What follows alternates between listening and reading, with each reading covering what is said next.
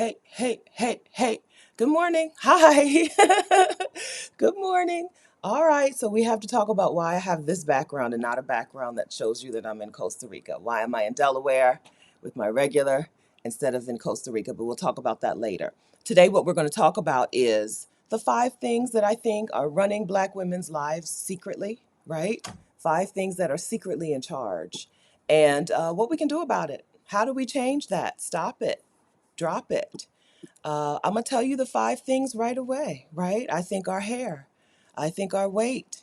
Don't get nervous, all right? This is not gonna be a bashing fat women video, okay? I think our concern with other people's concern. Other people's opinions are running our lives. I think our jobs are running our lives. I put secretly, but that ain't even secretly. And we're going to talk about some religious doctrine. I don't have the range to cover that subject really thoroughly, but we'll talk about it in the chat, okay? These are the things that I think are running Black women's lives that we can change. We can stop it. We can change it. We can fix it if we want. I want.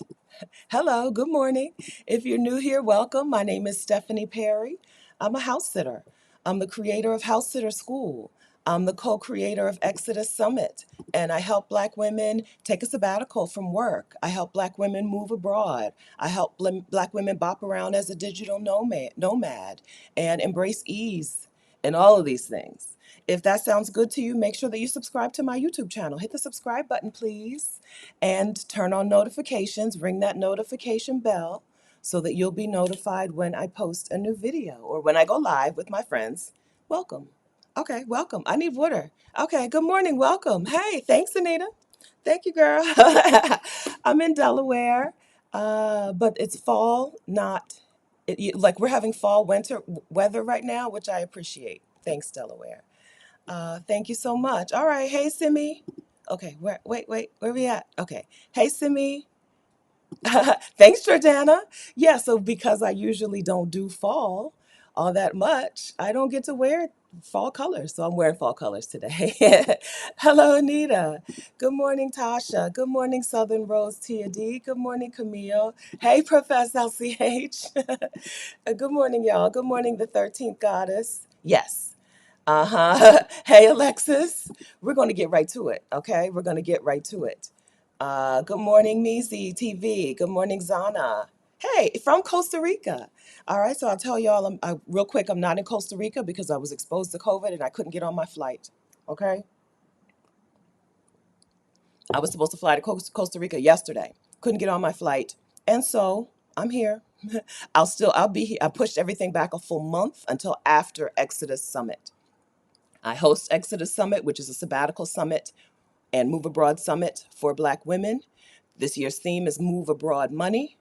This year, we're helping Black women get the money they need to move abroad. Our goal is 5,000 Black women. Our goal is to have 5,000 Black women come to Exodus Summit 2022 and learn how to make move abroad money, right? Or sabbatical money, or bop around digital nomad money, or just retire now money, okay? And I'm working on Exodus Summit. And so it's really for the best that I'm here. So I'm still here. All right. Good morning, Vitamin Q. Good morning, Terry. Good morning. Thanks, Tasha. All right. Thank you very much, Dallas Dancer. Hello, Selena. Hey, guys. All right. So, hey, Crystal. Hey, guys. All right. So these are the things that I think have been holding us back. I just posted a little thing in my community tab here on YouTube just yesterday, maybe the day before. Who knows what day it is? Okay. I think it might have been just yesterday. I posted something in the community tab here on YouTube, and there was a question. What do you do about your hair? How do you travel or move abroad with your hair, right? Which is a question Black women have, right? That's a question Black women have. It's one of the first priorities when we start to talk about changes and doing things. But my hair, right?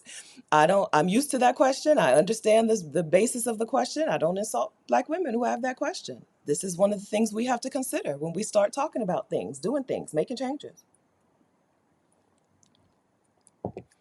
But what that means is that our hair is running our lives.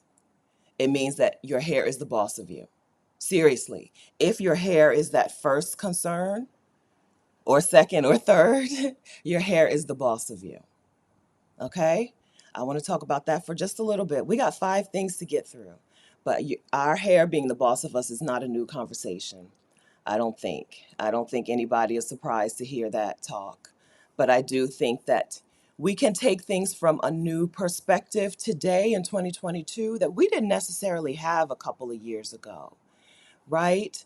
Because there was a natural hair movement that was supposed to free us from that concern, free us from the shackles of our hair, and it didn't do it. It just placed new shackles on us, right? I just watched, um, hi, I'm Danielle. I do too much. Star Puppy. I just watched Star Puppy's video talking about should she leave the natural hair community. The natural hair movement, which I think popped up. So Ms. Chikoro, who is the woman who wrote the book, that birthed the natural hair movement, right? Sometimes she's here in the chat. Good morning. She lives in Europe, but sometimes she's here in the chat, right? She wrote a book on hair for Black women that birthed the natural hair movement on YouTube. All of those natural hair YouTubers discussed her book as being a source of information for them, right?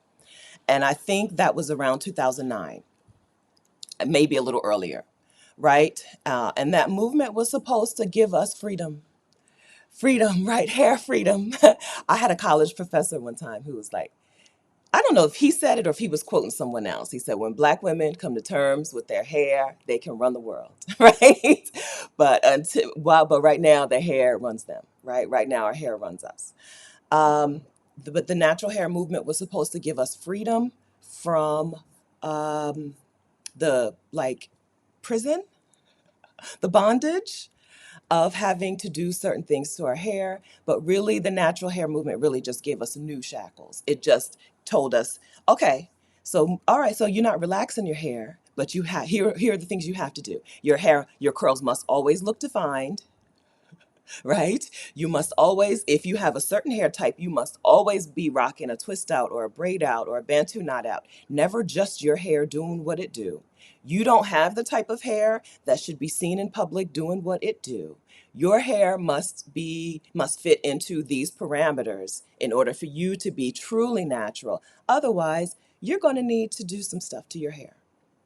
Right. That's really what the natural hair movement did to us. It really just gave us new parameters. It didn't free us.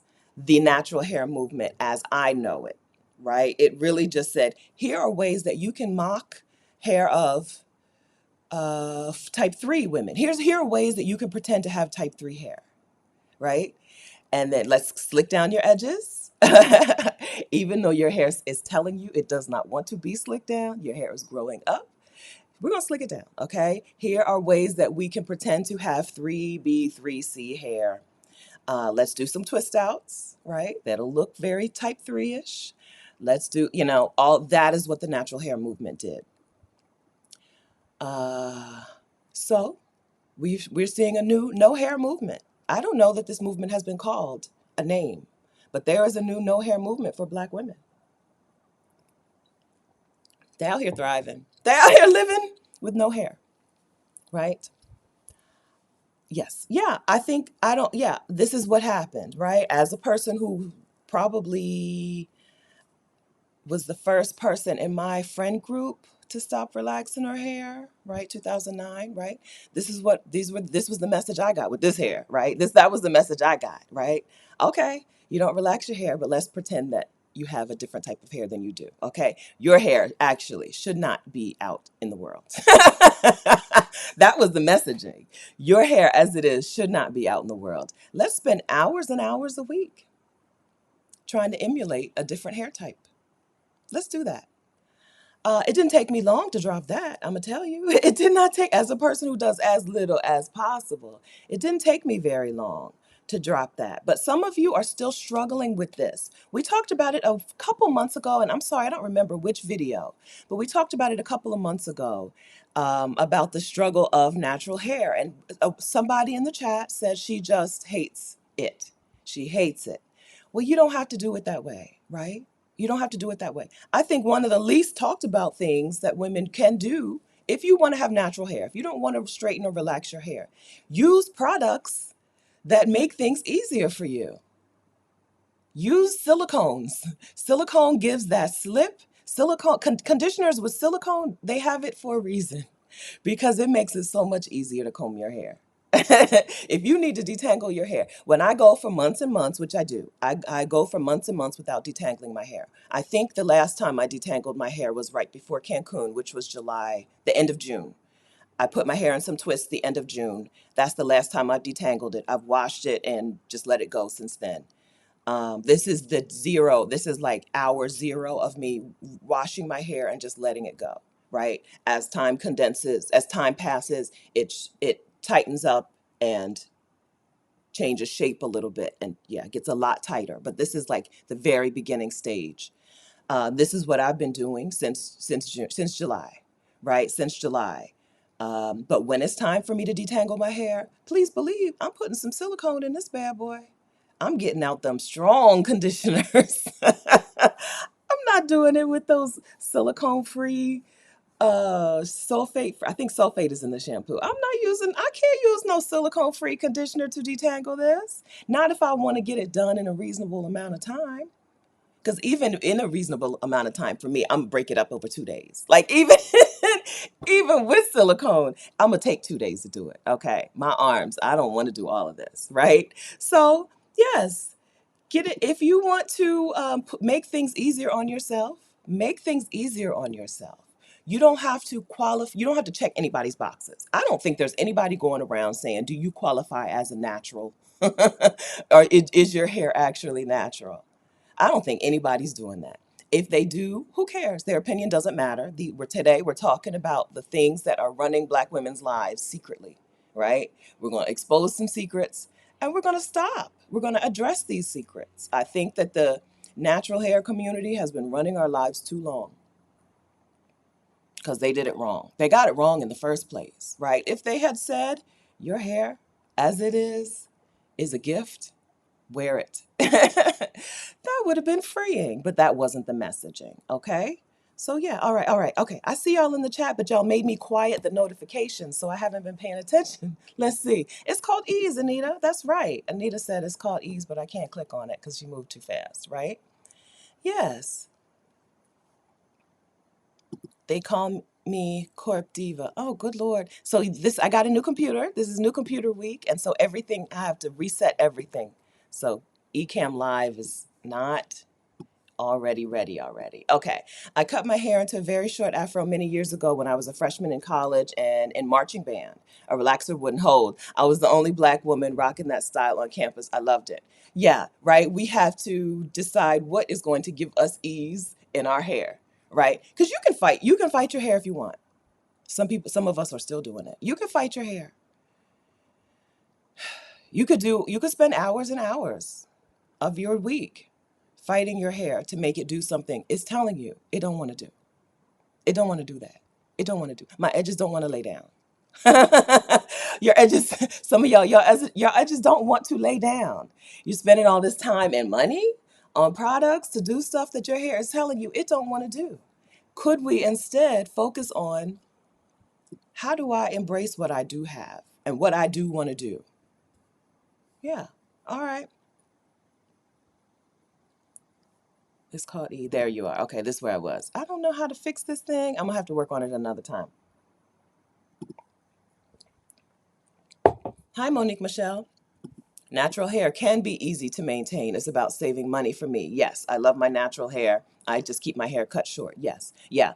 Went live on Instagram this week, and you know how I have beef with hairdressers lately. The hairdresser, the price of hairdressers have just the price and the demands that hairdressers put on their clients have just skyrocketed. So I can't see turning back. I can't see turning back to doing things to my hair that would require me to go to a hairdresser, right? I know how to throw some shampoo and conditioner in my hair and some olive oil or whatever oil I have at the time.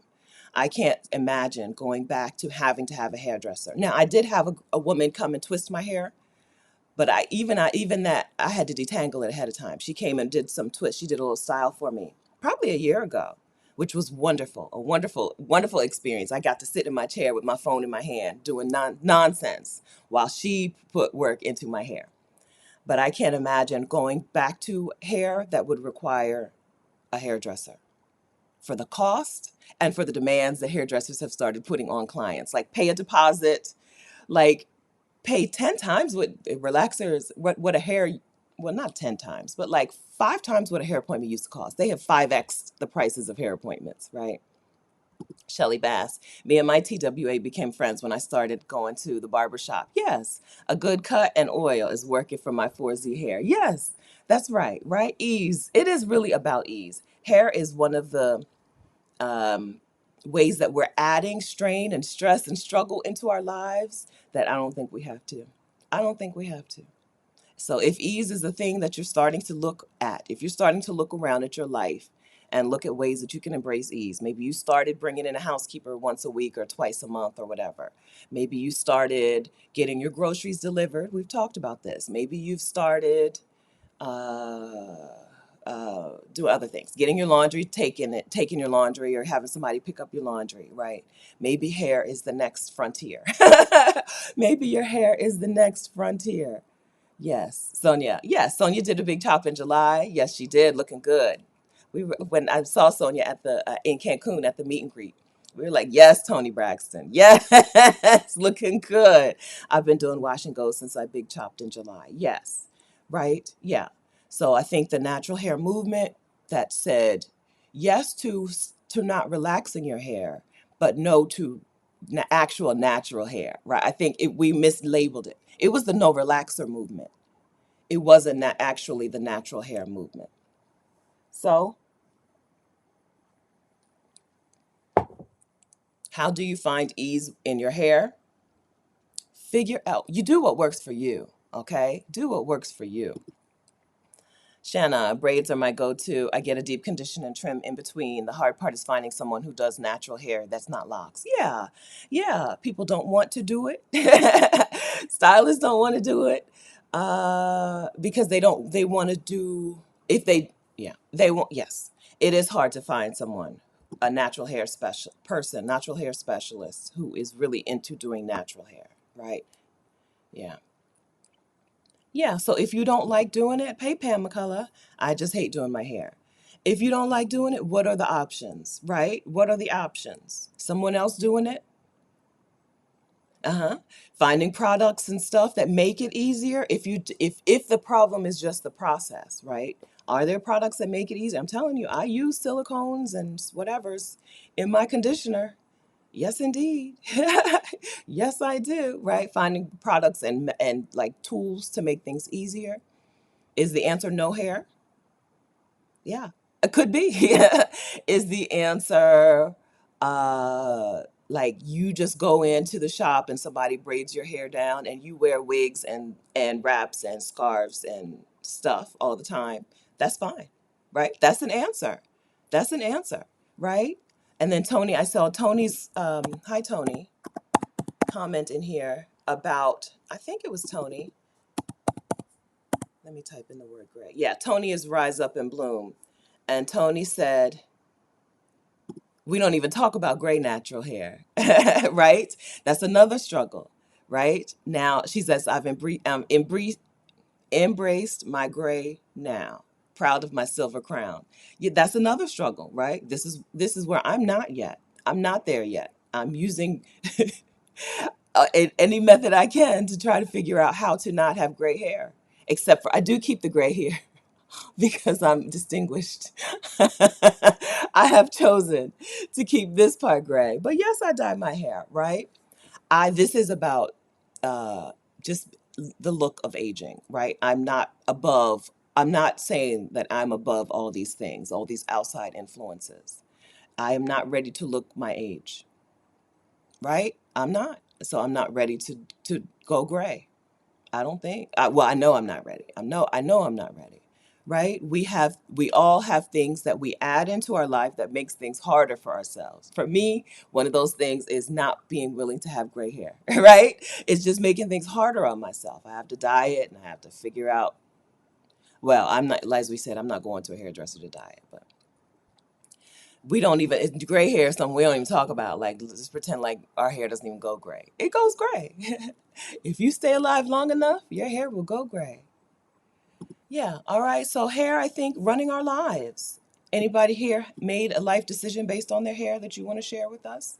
I told y'all when I joined the army to live in Germany, but then I got stationed in Texas. But then when I got out of the army, I found a U.S. Military post hiring pharmacy technicians in Germany. And my first question was, how am I going to get my hair done? Back then had a relaxer, right? First thing I did was Google and search for black hairstylists near that military post in Germany before I applied for the job.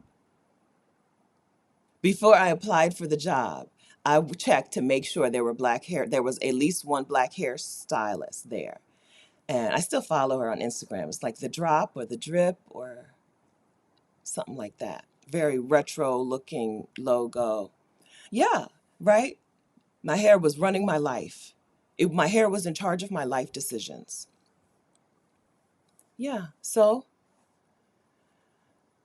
and I don't know that it's super secret, right? I don't, I've titled this video 5 things that are secretly running our hair, running our lives, but I don't know how secret that is. Because one time I was at work and my work neighbor was a white dude. And I said, we're talking about something. And I said, yeah, I want to swim, but I don't want to get my hair wet. And he said, oh, the black woman's dream. And I was like, how does he even know that? He's just a regular white dude in his early 20s. How does he know that that's our dream? I want to go swimming, but I don't want to get my hair wet, right? Even he knew that. So I don't know. Maybe it's not a secret. Good morning, Patty OG. I think you point to a big question. Why? Are we changing it because we love ourselves or because we hate that part of ourselves? Yeah. That's always the question, right? Why is this a struggle for me? Why am I embracing something or not embracing something? Why am I rejecting something? Why am I not considering something? Right? Is it because, and if you anyone who hates a part of themselves, it doesn't come from the inside. I don't think that comes from the outside, right? Does it come from the outside? And where in particular? Where does that come from? And do I need to shut that off? Do I need to shut it off? Right? Rashida went live yesterday on her Instagram and she used the filter and the sun was in her face and she looked amazing, but she's super pretty anyway. But she used the filter and I thought to myself, I am a person who cannot use filters because I don't know that I would be able to then not chase that look for myself all the time in real life because filters aren't real, right? And I would be a person who would always be chasing that look and never feel satisfied with how I look without a filter. And then have surgeries. Y'all know, because y'all know I don't mind doing stuff to myself. I don't mind doing stuff. I already have these 2 teeth are veneers, right? I don't mind doing stuff to myself. So I don't know that I would be able to see myself with a filter somewhat regularly, like some people who do live streams and always have a filter on. I don't know that I would be able to turn that filter off and look in a mirror or look at a picture and be okay with me, right? These things do things to your brain. There's constant messaging out there that we're not good enough. That's how it drives the economy, right? It drives the entire economy. I'm not saying anything profound, right? This is not a groundbreaking topic. But I don't want, there are things that I know I can't do. And there are other things I know I can do that are not going to get into my mind, right? They're not going to mess with my psyche. For example, if I were to go get my hair straightened, I know that's not going to take hold in my psyche and tell me that this is how my hair should be because I'm not doing all that work. I'm not going to do all the work it takes to keep straight hair, right? So straightening my hair, I think would do no damage to me. Right? If I decided I was going to find a hairdresser and start straightening my hair, I don't think it would do any permanent damage to me. I think filters would, for me. I think they would. The only time you see me use a filter is when I use that, like, I don't know, it's like a laser, turns you into like a robot. I love that filter. I love it. I feel like Stephanie from the future. Other than that, I don't know because I already nitpick things about my appearance as a person who thinks I'm beautiful, right? As a person who I really do. I don't have Uh, I don't have low self-esteem, but I do have individual things that I'll pick out about myself, and that I think I would go overboard in trying to correct if I let the filters run wild in my brain. Because our brain just keeps repeating messaging. We get messaging. That's why it's important to take pay attention to what you're listening to and what you're paying attention to, because it doesn't just go through. It doesn't pass through. It stays and it plays on repeat over and over and over. Some stuff I don't think I have the ability to withstand. Some stuff I don't think I know, already knowing myself. Some stuff I don't think I have the ability to fight. Yeah, okay. Mm-hmm. Teresa Richardson, I silk pressed my hair one time. It took 3 hours. That's how I know that there's no danger in me in me wanting my hair straight all the time. No danger. I'm not going through all that. I'm not going through all that on a regular basis. So if you do see me with straight hair sometimes, no, it's not because I'm like trying to do it all the time. No, indeed. I'm not going through all that. The time, the effort, the money. No, indeed. Kathy says, in a few weeks, I'll be rocking locks. All right. This is just another level. This is another level I'm taking it. Just want to change it up a bit. I'm excited about this change. That's very exciting, Kathy. Yes. Yes. So we have amazing hair. We have amazing hair. It's wonderful to explore the options that our hair gives us. Do it. Do it. I love it. I'm excited to see this too, Kathy. Yeah, we have amazing hair. Utilize that. We have an advantage. We can do things that other people can't do. There's nothing we can't do to our hair, right? Yes. Comfort says it really is about minding my own business. It's not harming anybody. Yeah.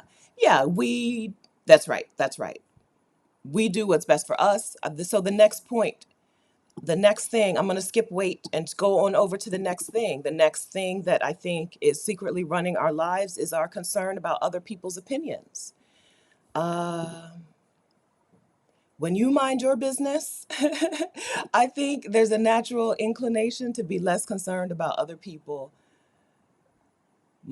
not minding theirs. I think, right? When you mind your business, you're less concerned. Let me say this the right way. When you're minding your business, I think you're naturally going to be less concerned about other people's opinions of you, right? If you become a little less judgmental of other people, I think it helps you listen less to other people's judgments. Am I saying this right? I really believe that. I've seen that in my life, right?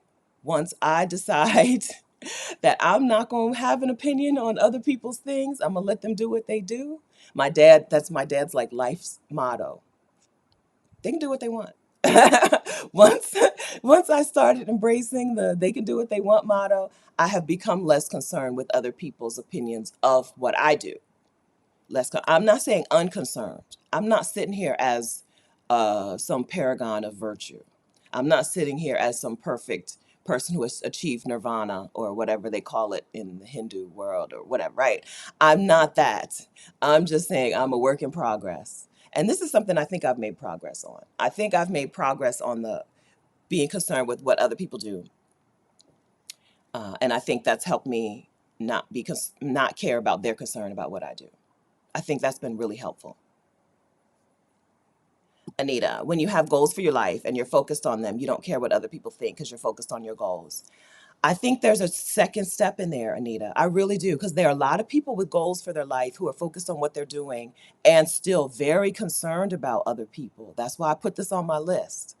Other people's opinions really matter to some people. Uh, yeah, that's why I put it on here. I think there's a second step.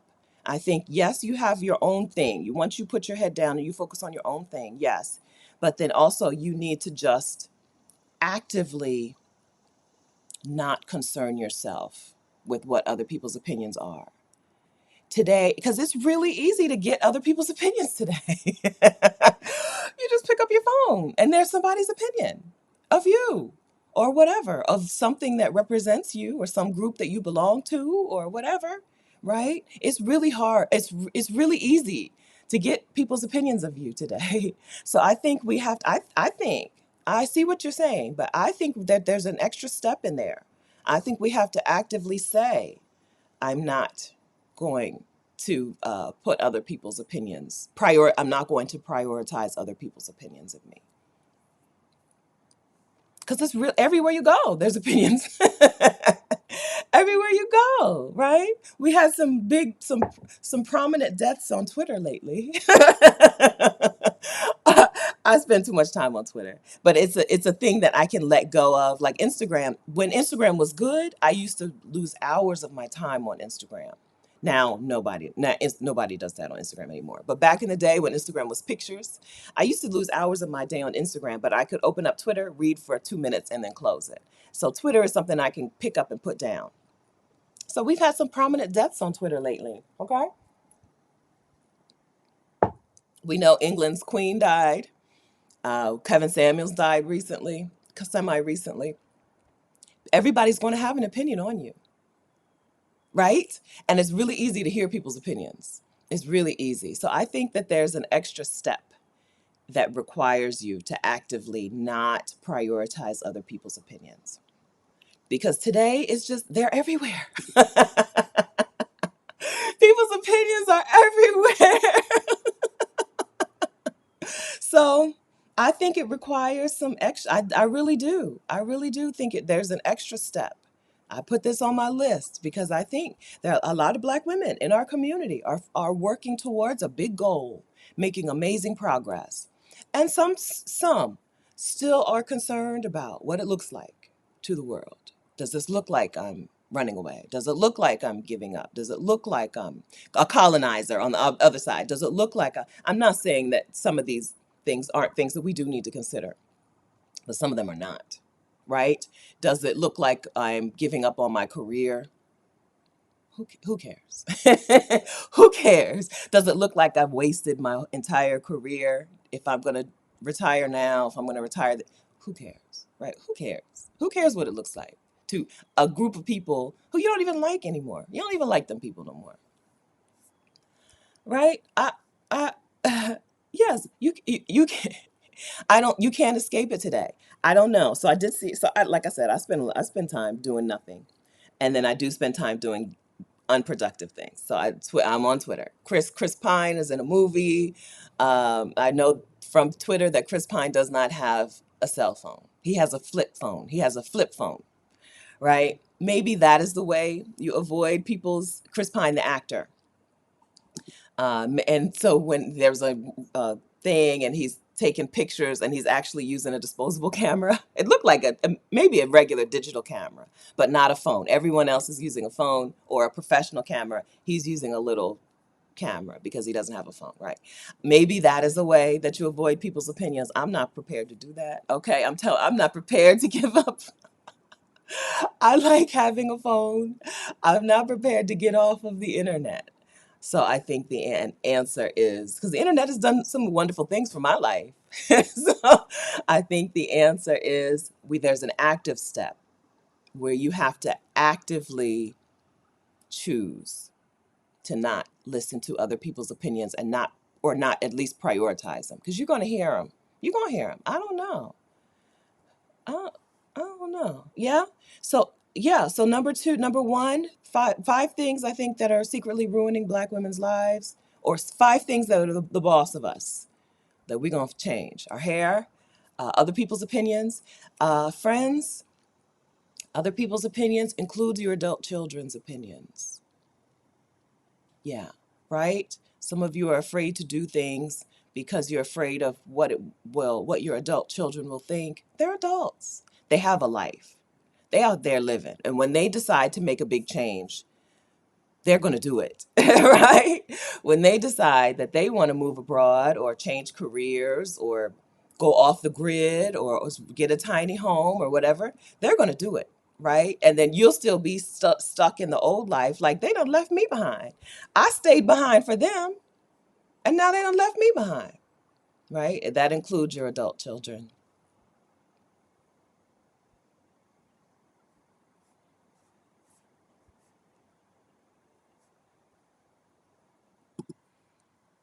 I dash. I've been strongly considering a flip phone because of how the smartphones eavesdrop. Yeah. Right? They got all our business. They know everything. They know everything. I teach YouTube stuff, right? I have a YouTube coaching community. And I'm like, YouTube knows everything, right? There's no you Google, right? You Google owns YouTube. They know everything. They know what you're looking shopping for. They know what you're talking about. That's how they're so good at getting people to my YouTube channel, right? They know you're interested in this kind of thing. They're in your business, right? That is something we need to be aware of. I'm telling y'all, I'm not getting rid of my stuff. I can't imagine. I'm not, okay? This is why I'm telling y'all, I'm not some highly enlightened person, okay? I'm a person who wants some ease and some comfort. I really love DoorDash and Instacart. I'm not getting rid of my cell phone. I'm not. Okay. Latasha, I just got my smartphone and I like it. Yes. It can make life so much easier. Yeah, so you don't, yes, right? But we have to decide on for ourselves. Everybody has to decide for ourselves, for themselves. My opinion is not going to help you, right? My opinion is not one that you should be using to live your life. Michelle, when you do things differently from other people's expectations, they get jealous because they aren't brave enough to do it. That's right, right? Jealousy and envy are really just signals that they want to do that thing. That's what they want. I actually use envy to do some future planning for my own life. I use envy. When I'm envious of people for things, I write it down. Oh, I'm envious because I want that thing too. I use it. Write it down, right? And then once I start moving towards that thing in my own life, don't you know that envy goes away? Yeah, right. So, but Michelle's point, when people speak to you in that way, it's not out of it's not probably out of a real concern for you as much for some people. You know people, right? As much as it is, I can't do that. I don't think I can do it. So I don't want you to do it. How dare you leave me behind? Right. That's a real thing that really does happen in people's lives. It's okay. He done that. Who I don't know. That's fine. You don't have to. I'm just saying he's a grown man with all the money and no phone. With a flip phone. That's all. That's all. Tony from Rise Up and Bloom says, I had to get some age to not care. Yes. That's a wonderful thing about aging. That is a wonderful thing, right? So I told you my struggle with looking my age, but I love being my age. I love it. I wouldn't go back. I would not go back. I wouldn't go back. Right. I love it. That I don't care. I do not care. That's a wonderful thing that has come from age. Yes, indeed. All right. So, two things I think we've already covered. How have we done on this?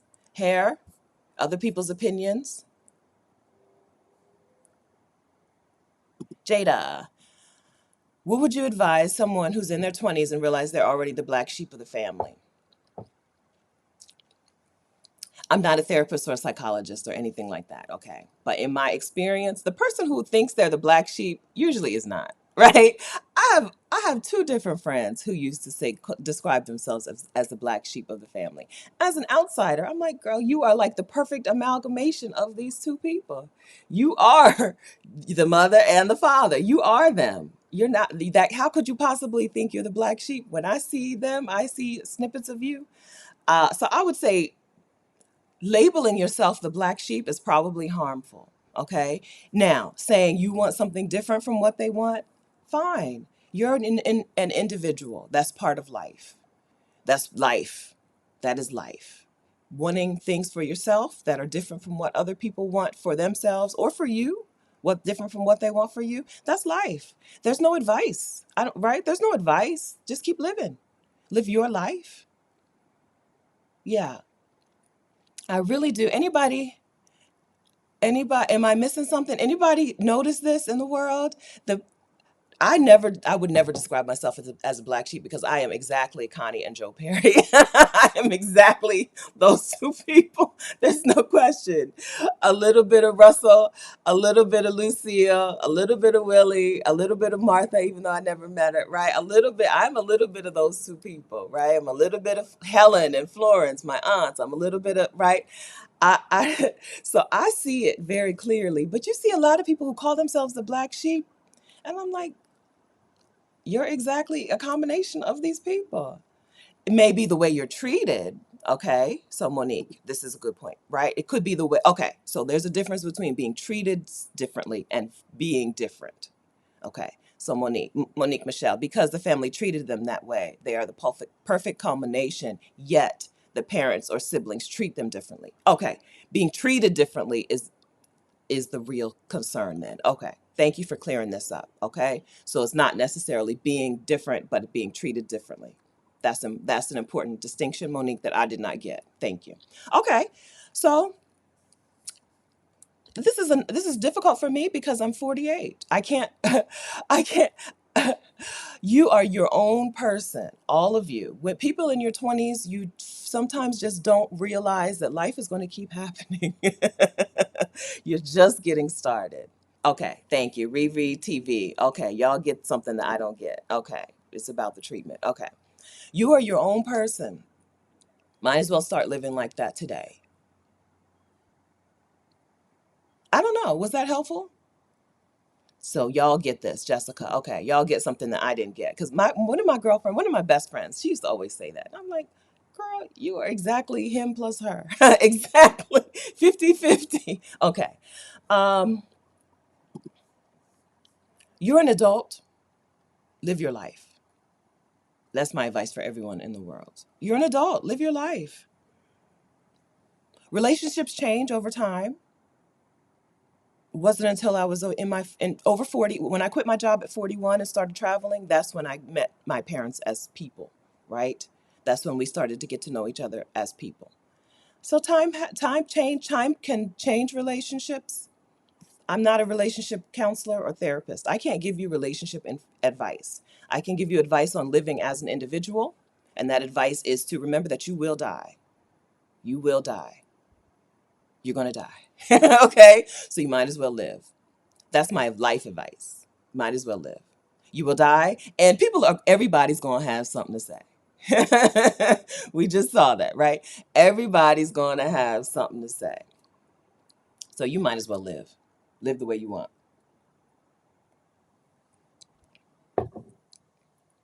Patty says therapy, time for consciousness and self-love. Okay. These are Patty's answers. Therapy, time for consciousness and self-love. And Monique says yes, time and distance. Yeah, Patty Peachtree, this whole channel is about how to be the black sheep and be happy. Okay. Yeah. Okay, I'll take that. I'll take that. I'll take that. So I would describe myself as a weirdo. Maybe I'm just using semantics to get around things. So I would describe myself as a weirdo. But yes, we're a whole channel of weirdos. We're a whole channel of weirdos. You do need to find your people somewhere.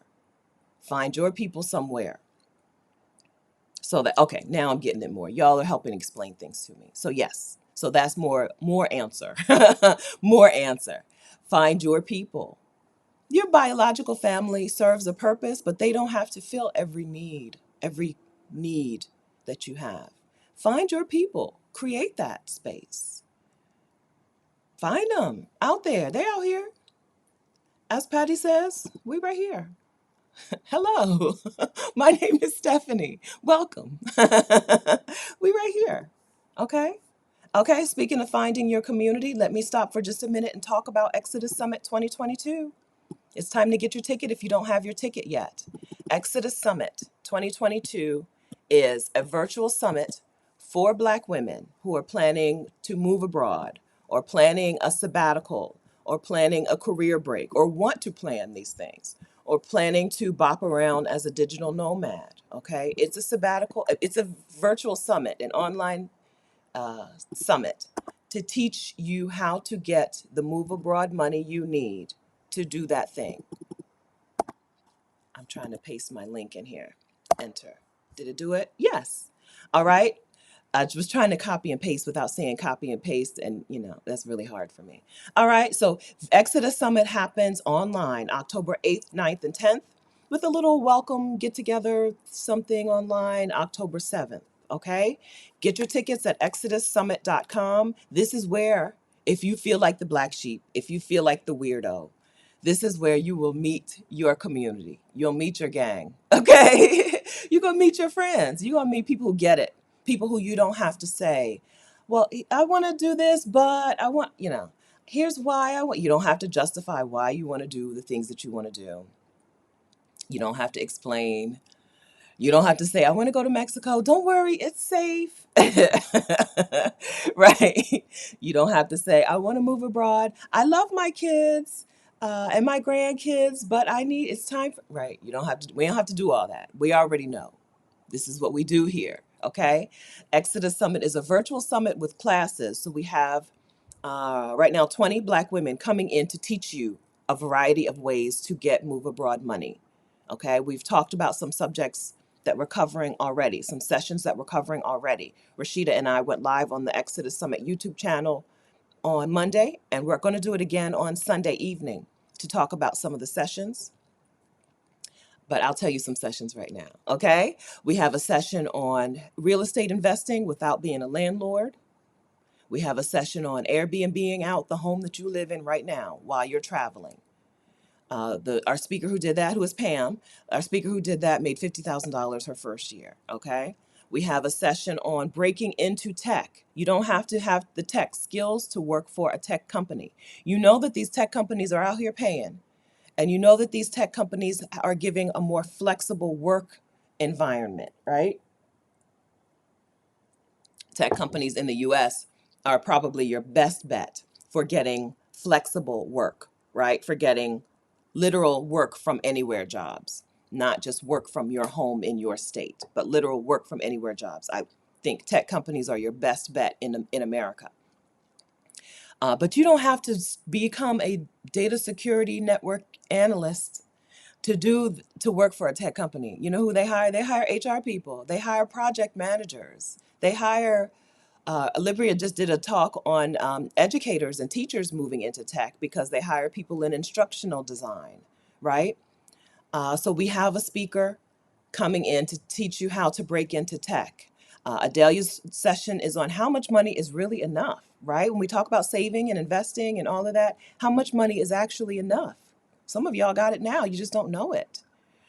We have a session on virtual phone sex. We have a phone sex operator coming in to talk about how she makes money through phone sex without being super committed to it, which I think is a real strong pull, right? She can make some money doing this thing, and she doesn't have to be super consistent, right? She could just pick it up and put it down when she feels like it.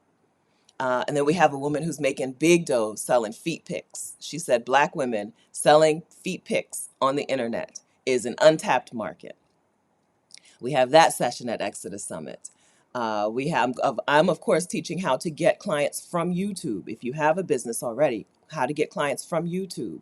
We haven't confirmed this speaker, but I'm really excited about her, and I think she's going to be 100% in. She's like 99% in on running an online marketplace from anywhere in the world. She's a drop shipper, right? She has an online store. People buy from her. She does not make a product. She does not ship a product, but her online store supports her. Yeah, right. There are ways out here and then of course we have a session on how to teach your thing to people for money, right? You do something, you know how to do something. People come to you for help with something. Can you teach that on the internet for money? Probably yes. Okay. Some of you you teach traditional subjects already. Some of you are already a math teacher, an English teacher, or whatever, right? But some of you just know how to do something.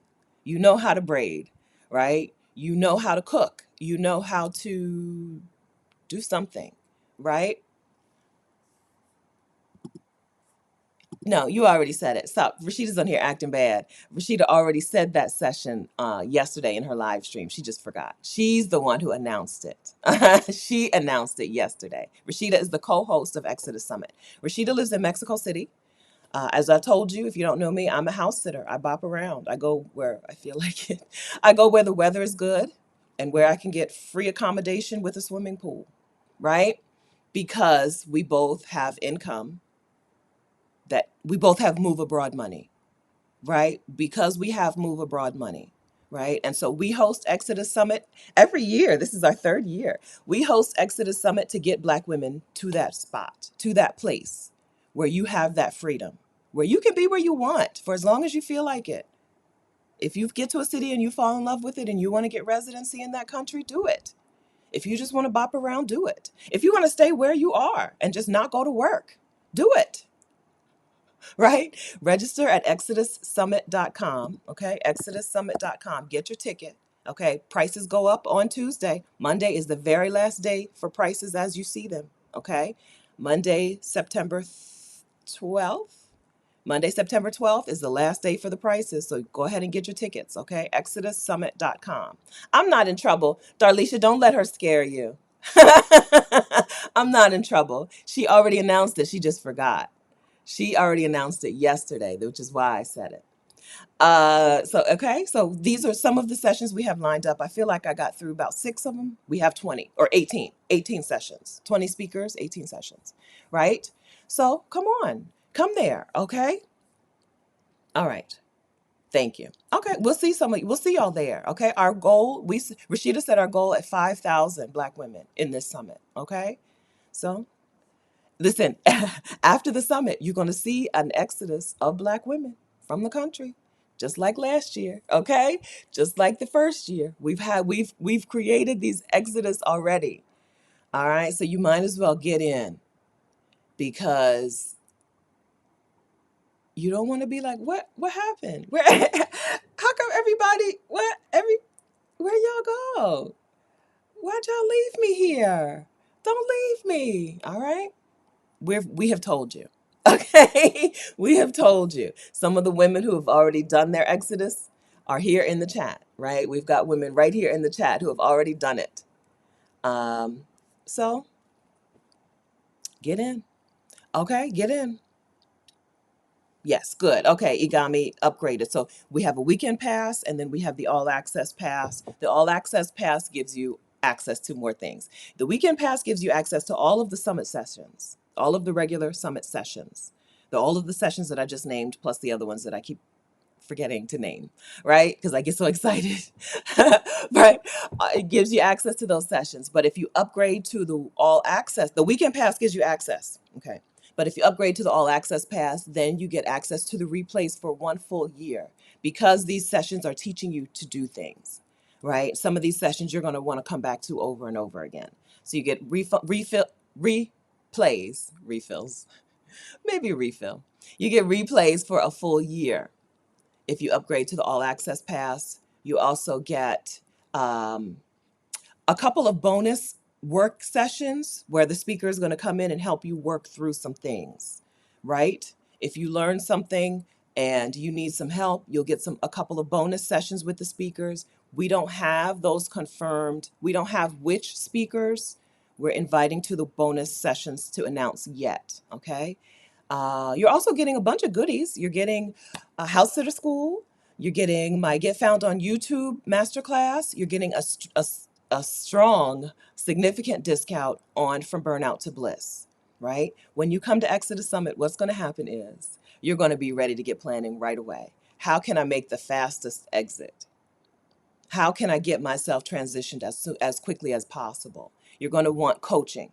Okay, From Burnout to Bliss is Rashida's group coaching program, and you get a significant discount on From Burnout to Bliss when you get the all access pass. Okay, and so if you have the weekend pass, check your email if you want to upgrade to the all access pass. There's a thing in the email for you to do that. If you can't find it, just email us, hello@exodussummit.com. So if you have the weekend pass, you want to upgrade to the all access pass, email us, hello@exodussummit.com for that. But if check your email. An email just went out Thursday, I think. Okay. All right. It's amazing, Teresa. It's amazing. So there's not any place like it on the internet, right? We have a community, and the Facebook community runs all the time. That it's the best Facebook community there is. I already know that. I'm in a lot, and so I'm qualified to say I'm in a lot of Facebook communities, so I'm qualified to say that the Exodus Summit Facebook community is already the best community there is. Going to the summit is life changing. Women's lives change after they attend Exodus Summit. Not just buy the ticket, but come to the summit, okay? You get yourself into accountability groups, you get partners in this thing. So if you do feel like the black sheep, if you do feel like the weirdo, Exodus Summit is where you will get partners, co-workers who will help you get the things that you need. Move towards this goal of yours. Move towards this plan of yours. There's no place like it. There's no place like it. I feel qualified to say that. I'm in a lot of communities. I go to a lot of online things, summits, events, conferences, workshops. There's nothing like it. One of the reasons that we keep it Black women only, because a lot of people could benefit. Anybody can benefit, right? Right here in the live chat, there's some men secretly here in the live stream, right? Because they benefit. They learn good stuff. Maybe not today because of the subject, but they learn good stuff, right? But the reason we keep it Black women only is because there is some magic that happens when Black women get together that happens no place else. When we know that this place is for us, when we feel safe, when we don't have to worry about white women gaslighting us about racism and Black men gaslighting us about everything else, right? When we don't have to worry about that, when we can just be together, there is unmatched magic that happens. I don't know when the last time it is that you got to get together with a group of Black women who are into your thing. I don't know when that last time is, but I can't, there are no words that I could use to explain to you how amazing it is, how life changing it is, how joy filled, how love filled it is. Nothing like it. You see this chat right here, right? When's the last time you were in a chat? How many people are here? 613. Hi, guys. Hit the like button. Okay, thank you. 613 Black women in this live stream today. And it's love, it's help, it's support, it's care, it's concern, it's compassion. That's what we do when we get together. And that's what you will find at Exodus Summit. So get your ticket, okay? I think I've explained this to you sufficiently, okay? Exodus Summit 2022 Move Abroad Money. Get your ticket at exodussummit.com, okay? The summit is online October 8th, 9th, and 10th, 2022. October 8th, 9th, and 10th, all weekend, right? 8th is Saturday, 9th, Sunday, 10th is Monday, which is Indigenous Peoples Day or Columbus Day. So hopefully you'll have that time off. Block your calendars. It's a 3-step process, okay? At least. Buy your ticket at exodussummit.com. Block your calendar today. Do what you have to do to be available that weekend. And then come to the sessions ready to learn and to implement and do and meet people and talk and chat as well. Okay? All right. I love it too. I love it too. Anita says it's like being with your besties all day, chatting it up without having to explain yourself. Yeah, there's something that comes from knowing that they get it. I'm with people who just automatically get it. I don't have to explain why this or why that or right. I don't have to explain that I feel unsafe here with why. Why do you feel unsafe here with your family? Why? Who? It's the greatest country. Right? Ain't none of that. There's none of that. There's none of that. Katrina says she's looking for her manifestation partner. We're doing accountability groups again, right? Accountability groups were so helpful in getting Black women out the door over the last 12 months since the last summit. So we're doing accountability groups again, right? You're going to find your Rashida. So I always say that Rashida and I have done amazing things together that I would never have been able to do alone, right? Right? Rashida and I do the summit together. How long have I been trying to write a book on my own? Years. And the book does not exist still. Years I've been trying to write a book on my own. When you get in partnership, in community with somebody else, There is magic. I don't have a better way to put it. Okay. Now, there's only one Rashida Dow, and she's mine. All right. But you'll find your person. Find your person. Come to Exodus Summit. Okay. Come with the time to participate and then participate. Okay. Do those things. Those are the steps. Those are the steps. Okay. We already have success stories. We already have Black women who now live in Mexico or who live in their van or RV and didn't before, or who have residency in Portugal or Costa Rica or Ghana or South Africa, right? We already have women who have done these things. This is what Exodus Summit is designed for. Okay, so come on. I'll see you there. We'll be there. Okay. All right. So we are talking about, I know, that's envy. That's telling you that's what you want, Patty. Write it down. I'm a fan of using envy to clarify things. Envy clarifies things. Okay, actually, I want somebody to help me do some stuff, right? I want somebody to high five and celebrate with when things are going great. Okay. I want somebody who can help me take some ideas and execute them. Okay. Or I want somebody who can who has ideas for stuff, and we can work on them together. Okay. Write them down. Write those things down. Right. Envy is just a signal that that's what you want. Write it down. That's step one. Right. Then step two, come to Exodus Summit and meet that person. Seriously. So serious. So serious. All right. Okay. So we're talking about the 5 things I think that are secretly ruining or running Black women's lives. We've talked hair. We've talked other people's opinions. Okay. The third thing I think that is secretly running Black women's lives is waiting to lose weight to live. Oh my gosh, that upsets me.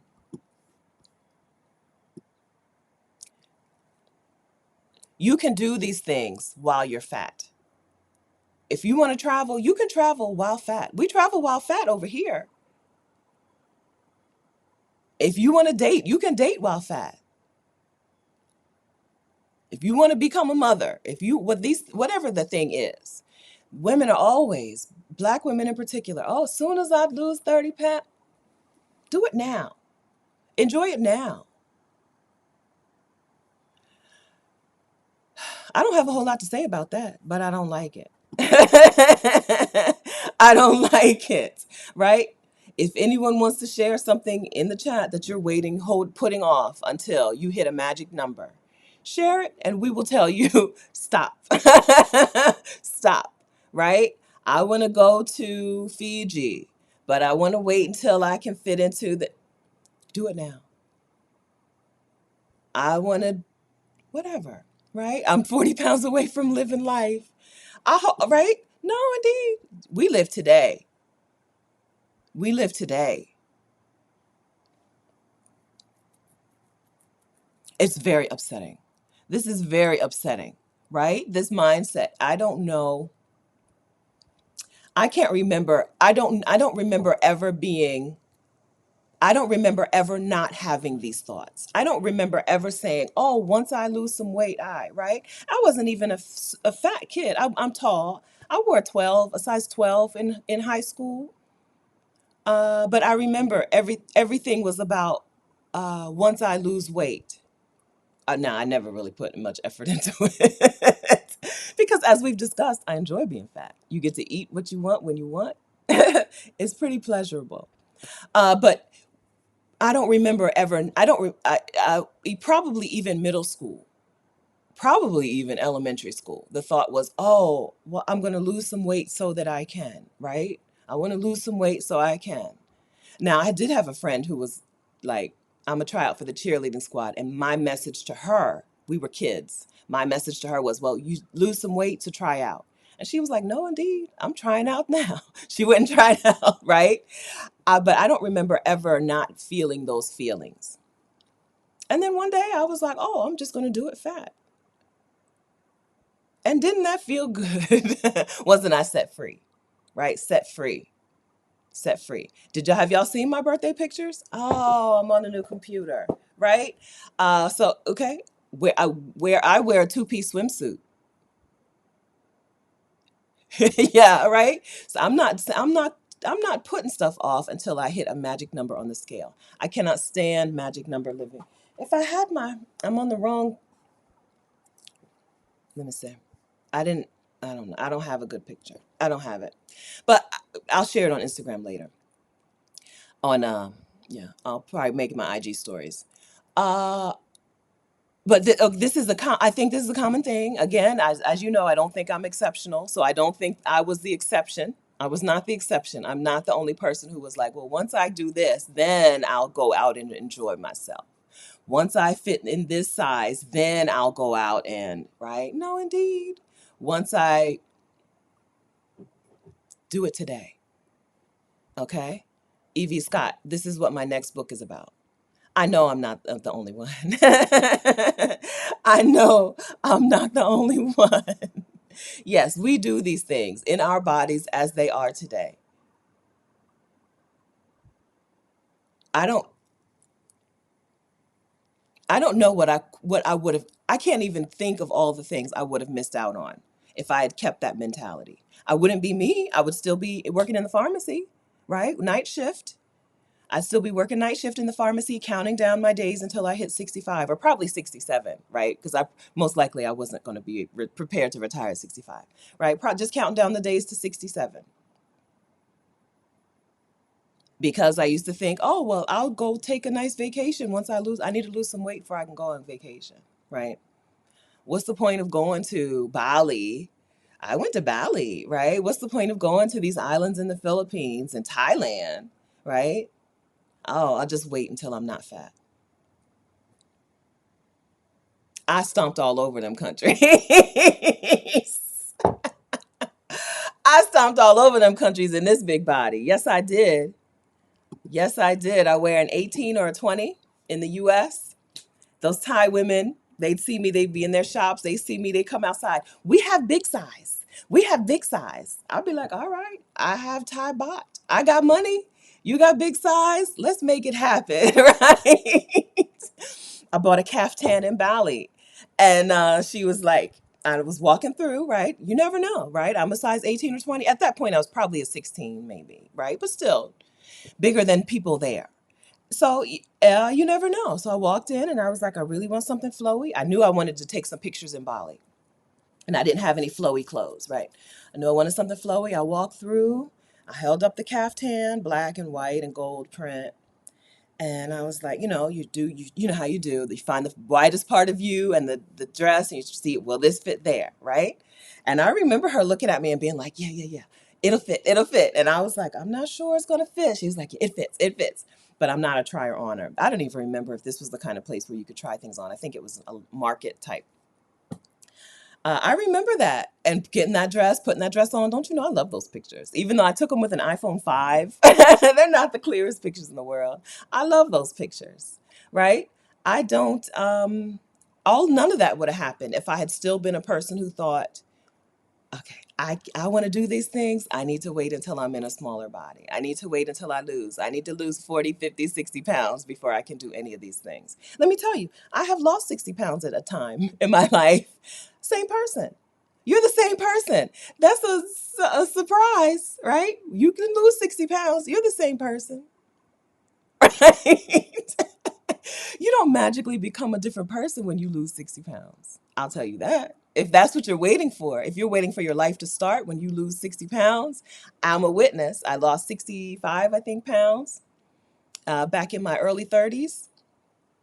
Same person. You're the same, right? So if you're going to be the same person, you might as well live today.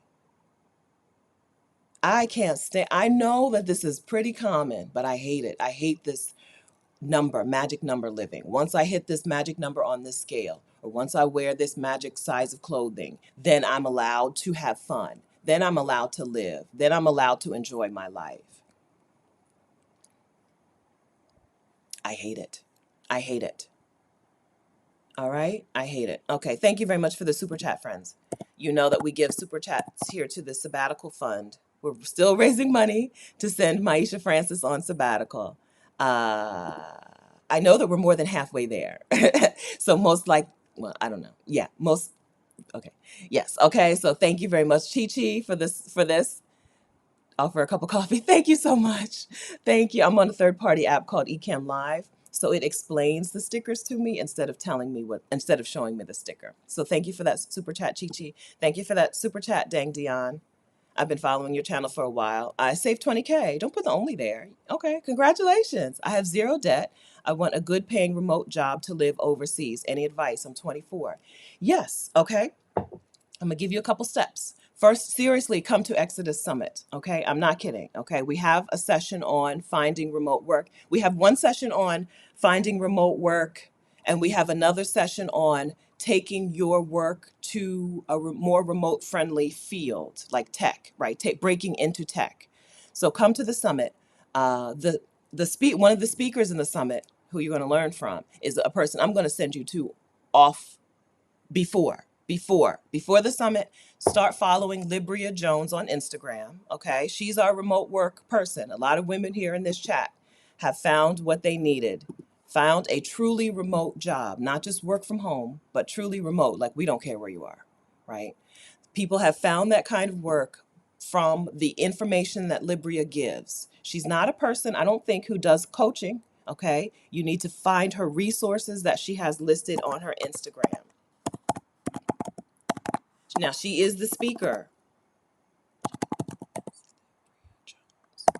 I think I did this right. Somebody check her out on, this is the I think, on Instagram, okay? She is the speaker at Exodus Summit talking about remote work, okay? So get your ticket to Exodus Summit. She doesn't do one-on-one coaching.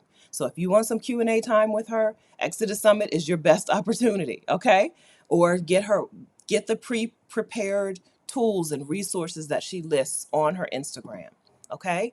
So I said I was going to give you 3 things.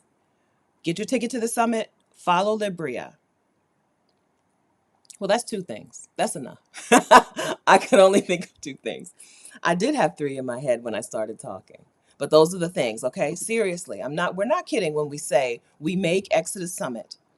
Okay, the Exodus Summit is put together to give you the information that you need and the steps that you need. It's not about inspiring you. The summit is not to inspire you. The summit is to give you the steps. Okay? Each session that you go to that you're interested in, you're not going to be interested in all 18 sessions, but each session that you are interested in, that you go to, it's going to give you the steps that you need to make the progress towards that thing. Okay? So go ahead and register at exodussummit.com. That's what it's for.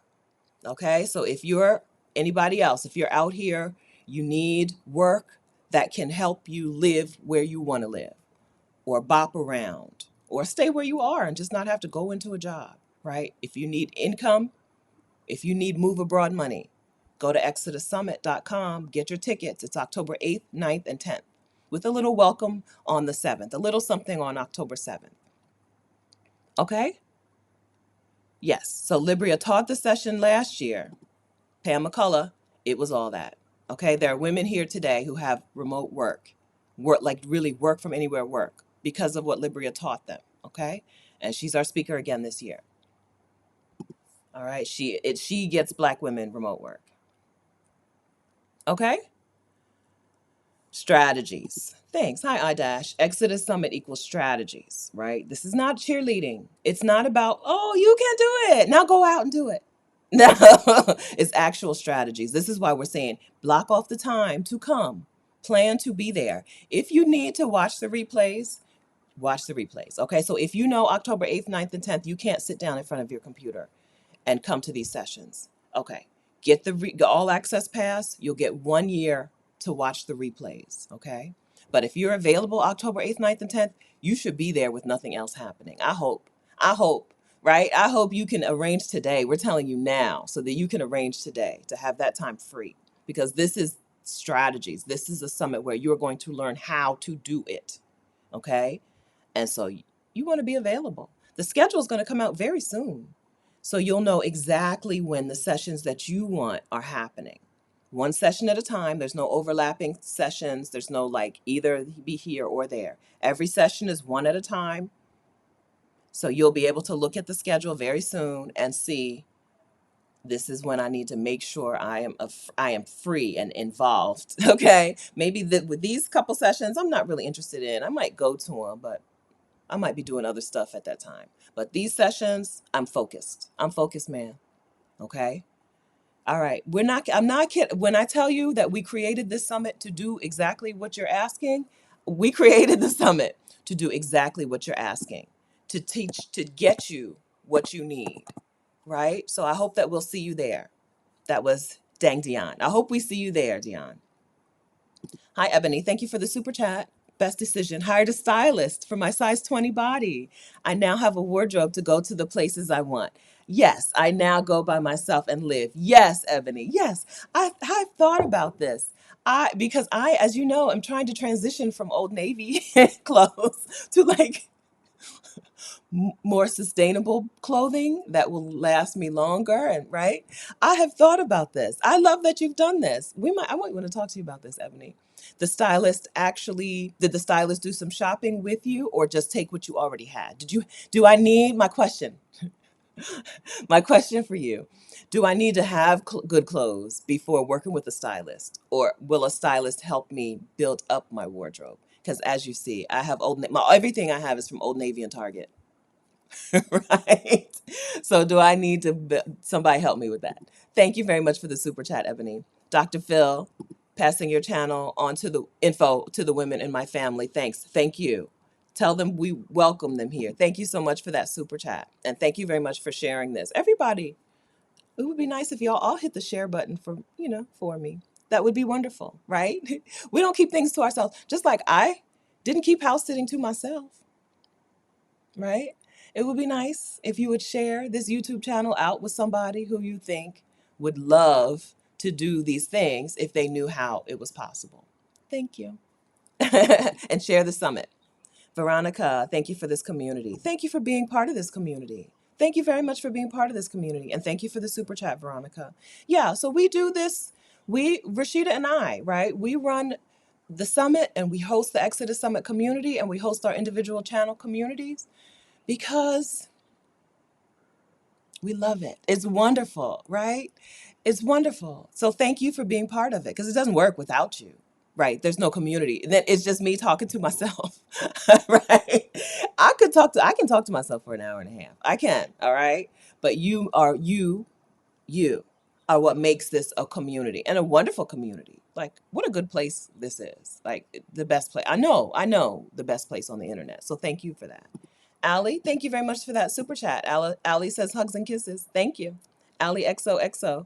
Thanks for that super chat, Allie.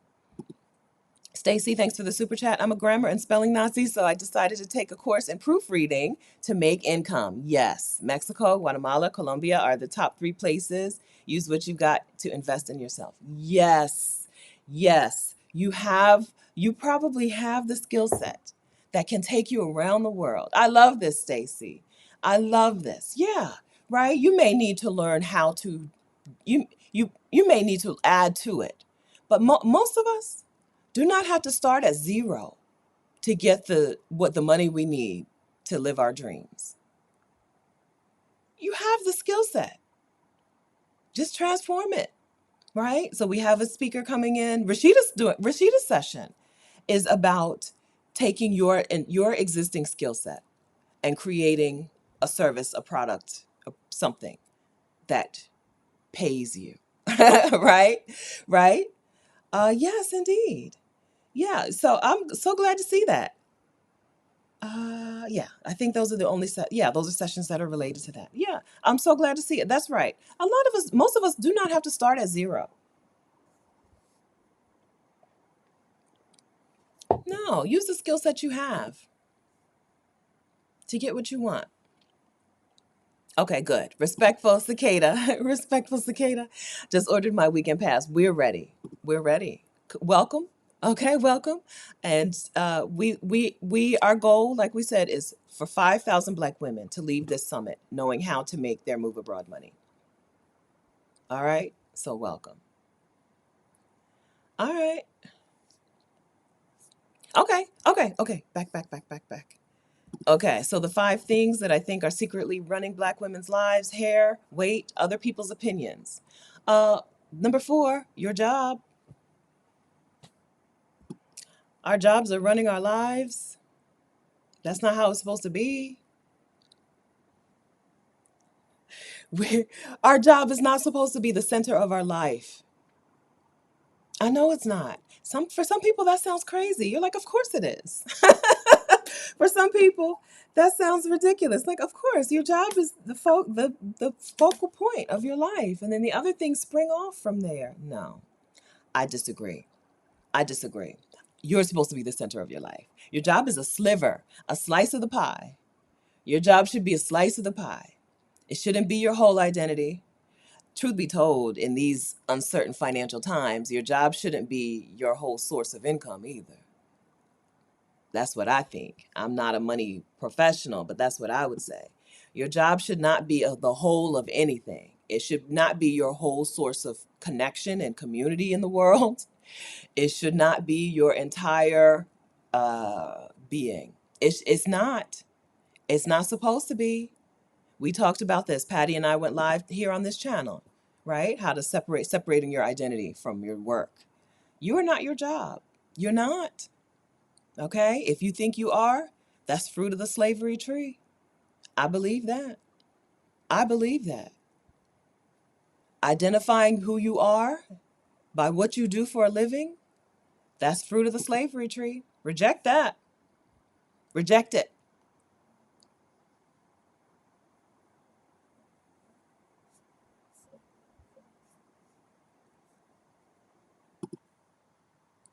We have an unusual position in this country, right? So capitalism is we have the like 1-2 punch of capitalism and slavery here that really have convinced us that our job is supposed to be the focus of our lives. And like I know right now somebody's like, yeah, like that's but it's not, right? She's probably in her 20s or 30s. I think by the time you hit 40, you have seen the other side. Right? But yeah, right? Like, right? Your job is a way to get respect in the world. Your job is a way to get money. Your job is a way to get community and friend. No, no, no. That's super American. It's very American, and that's not a compliment. That's very American, and it's not a compliment. Go abroad, spend a significant time abroad, and meet people in other places. They don't care about your job, they don't care what you do. They don't ask. American, the only time I ever get asked that is from American people in the US or out. It's a dead giveaway. Dead giveaway. I met a couple in Brazil, and that was their first question. Right? They could have been from anywhere. It was during the World Cup. They could have been from anywhere in the world. As soon as they asked me that, I knew. Right? And then they told me what they did. They introduced themselves by telling me they were teachers. I didn't care. We're in Brazil. It's the World Cup. Right? We're partying on a boat. I don't care about what you do, your job. Right? Some people, anyway. Jobs are running black women's lives. Part of it is capitalism. Part of it is fruit of the slavery tree. Part of it is black excellence, right? Get one of these jobs so that you can rise above whatever, whatever. Also a lie. Big old lie. This is another one I don't have a lot to say on. I feel like I've said all this before. If you're brand new here, maybe you're like, what is she didn't say it already, but I have said this already. I think the whole channel exists because I hate jobs. I hate job culture. And we're rejecting jobs. And the book I'm working on solo, that has not happened because Rashida's not involved. It's called Job Detox Journal, right? We got to detox from jobs. Detox from jobs, detox from getting our identity from our jobs, detox from jobs being the sun in our solar system. They're not. They're just like Venus. Does Venus have a job in our solar system? Like, is there a role that Venus plays? Right? Everything in our solar system, I guess it plays a role, but it shouldn't be in charge. It's not the sun or the moon. Your job should not be the sun or the moon. You should be the sun. Your wants, your dreams, your life, you should be the sun. You fit that other stuff in where it can. But That's not how we're taught. That's not how we're raised. That's not how we're indoctrinated in this country. So that's why we work so hard to get out. That's why we work so hard to get out, because there are other places where it's like, what? It's just a job. You do it and then you leave. And then you go hang out with your family for hours every day. we, my dad used to work for DuPont, and at some point his team went to the Spain. I think it was it had to be the one of the factories in Spain, because the people were taking siestas. The workers in the middle of the day were taking 2 hour, 3 hour lunches to go home, eat lunch with their family, take a nap, and then come back to work. And DuPont was trying to get them onto an American work schedule. I don't remember who won. Probably DuPont, right? DuPont probably squashed the siestas out of their workers, I would guess. But I could be wrong, right? But like they flew over to Spain to do that. to That team flew to Spain to de-Spainify the workers. The workers like, this is a Spanish work day. We come in at 9, we leave at 12, we come back at 3, we leave at 6. That's how we do it. DuPont was like, oh, but in America.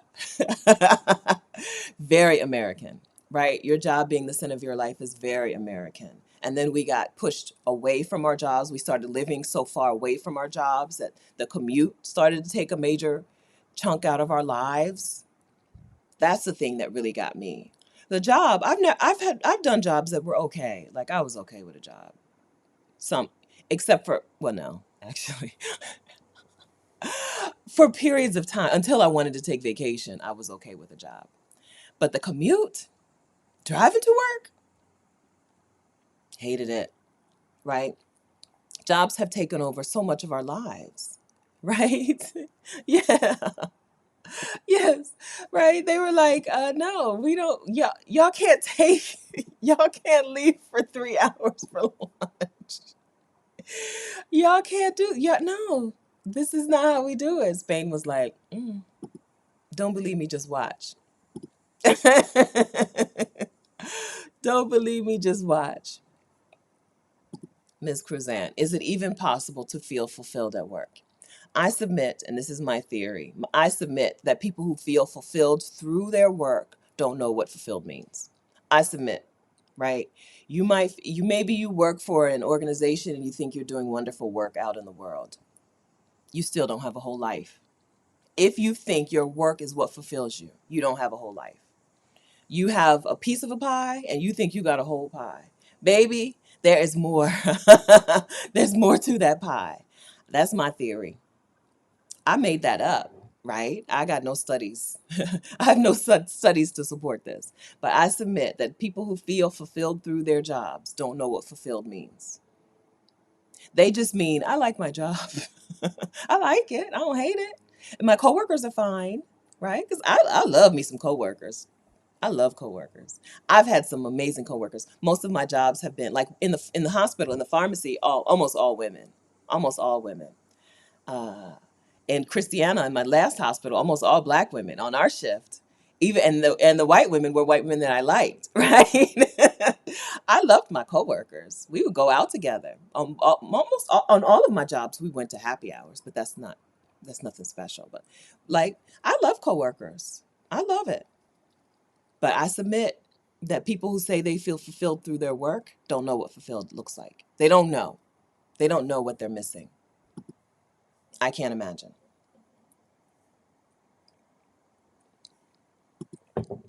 Tiffany Pittman, nothing outside of yourself can fulfill you.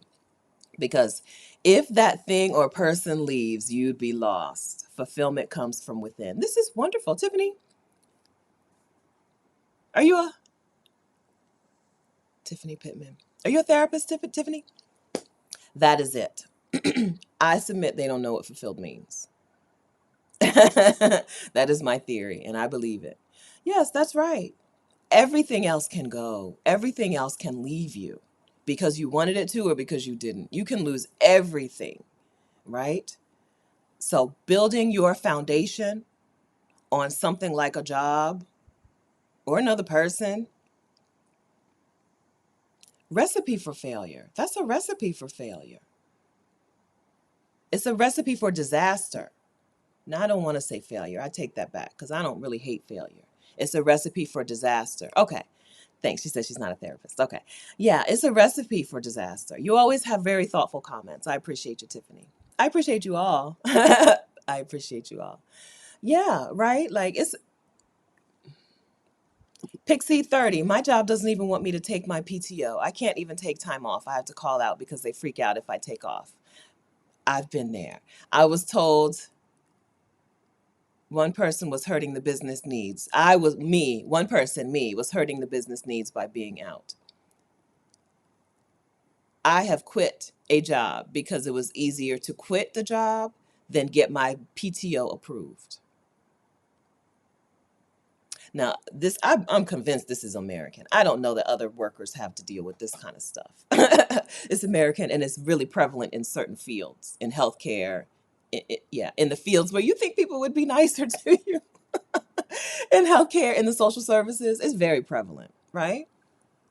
It's easier to quit my job and get hired again than it is to get approved for the vacation that I earned. This is my PTO. I earned this PTO. This is part of my very American, right? And so building your foundation, your identity, basing your future on a job, recipe for disaster. This is why we work on other things. We do other things. I do have an anti-job bias, but it's just because of the way jobs treat people. So we do other things, right? I was a pharmacy technician until September 2015. Actually, and then I came back and worked. So I was a pharmacy technician. I quit for a year, came back and got rehired, but went to a different hospital and worked for 3 months. So early 2017 is the last time I've had a job. I'm not into them. I'm not into them, right? Jobs, I think, are running our lives. Jobs are just out of proportion, right? So I can understand having a job. I enjoy, like I said, I enjoy coworkers. I enjoy paychecks. And there are certain functions of certain jobs that I have enjoyed doing, right? Sitting in the pharmacy making IVs all night. I enjoyed that. I sat in a chair, I listened to music or podcasts or whatever. I shot drugs into bags, right? I enjoyed that. But they don't treat you the way that you want to be treated. If that job is running your life, it's time for a change. Come to Exodus Summit. I'm not kidding. Everything leads to Exodus Summit. That's why we're here. Okay. I am on the internet to get you out the door, out of the country. The best way I know to do that is for you to attend and participate in Exodus Summit. I've not been secretive about this. I have an agenda. I have been very vocal about this agenda. My agenda is to get you out the door and into your dream life. I get to live my dreams. I'm not exceptional. I get to live my dreams without being an exception. The best way I know for you to do it is for you to attend Exodus Summit. ExodusSummit.com. Get your ticket. Latasha, I enjoy paychecks too. Yeah, right. Yes. So you would think that jobs would be perfect for me. I like coworkers and I like paychecks and I don't mind certain types of work at times in various small increments. Jobs would be perfect for me, but they treat you so bad. So I don't do them anymore. I don't do them anymore. I have taken my knowledge and my information, which in the beginning was house sitting, right? I took what I knew, which was how to be a house sitter, and I turned it into products and services. Okay? House Sitter School exists so that I don't have to have a job. This YouTube channel exists, right? So at Exodus Summit, we do have sessions on how to take your skill set, things you already know, and how to make them a product, a service, a business, a program, something, a course, something, right? Rashida's teaching how to take your skill set and make money from it, right? And then we have another teacher, Teacher Jade is teaching. She's teaching a session on teaching on the internet, right? So if you're not looking to create something on its own, where can you go and teach your thing on the internet? There are lots of platforms out here nowadays. 2022 is a wonderful time to be here. Well, it's a terrible time and a wonderful time at the same time. 2022 is terrible and wonderful. There are platforms where you can teach people your thing on the internet. And so we have sessions on this at Exodus Summit. Mm. We need to talk about BJM. We need to talk about preparation in terms of food and drinks. We've been talking about notebooks. I've talked about notebooks, notepads, calendars. We also need to talk about the food and the drinks. Yes, get yourself prepared. Get yourself prepared. All right. Okay, so did we cover the job situation? Jobs secretly running our lives? It's not supposed to be that way. Until you've seen it done another way, I don't think any words I can tell you can convince you that your job is not supposed to be the center of your life. But once you see it in other people's worlds working for them, then I think it's convincing. Until you see it, me saying your job is the center of your life and that's not how it's supposed to be, you don't believe me. You don't believe me. You don't believe that there's more. You don't believe that you could actually live a whole life. You don't know what a whole life looks like. You have to see it. This is why we push push you out the door. Just go. Leave. Leave the United States. Leave this place. Try someplace new. See what life looks like in another place. See if work is important to you in another place. We already know the answer. It's not. Okay? So 5 things secretly running Black women's lives: hair, weight, other people's opinions, your job. So this is the 5th one, is something I don't have the range to cover well, but I'm going to just say it and move on. Okay? Religious doctrine is secretly running Black women's lives. I don't mean faith, religion, or I don't mean faith. I just mean some of the doctrine within religion, right? It wasn't written to make us soar. Wasn't written to make us thrive. And some Black women are holding on to things that were designed to keep us chained. I would like to see Black women let some of this go. I don't have the bandwidth. I don't have the ability to give you good insight. But maybe someone in the chat does, or maybe someone will email me and want to talk about this later on the YouTube channel. I see some Black women making decisions for their future based on some religious doctrine that is never going to be on your side. It was never designed to be on your side. You're using it as if it's going to help you thrive in the world. It's never going to help you thrive. Every now and then I'll do a one-on-one call and she'll just say something and I'll be like, girl, Liv, does this sound like you seem like a person who has a personal relationship with the creator. Okay. Now, does that particular thing sound like something the creator wants for you? Right? Like, seriously, if God has ever spoken to you in your life, do these sound like the same? They're coming from the same source? Girl, discernment. Discernment. As I said, I don't have a good, I don't think that this is a conversation that I can have, right? Very well. But there's somebody out here who can help guide Black women who are looking to do things a different way with regard to faith. So I would like to see some of that happening on YouTube. And if you want to do that on my channel, holler at me. Until then, I'm just going to put it on the list and say, you think about things for yourself. Think for yourself. In what ways is this thing running your life that you don't want it to run your life anymore? Just like we did with our hair. Just like we just did talking about weight and waiting. Same thing with some religious doctrine. What's running your life that you don't want to run your life anymore? That's that on that. That's that on that.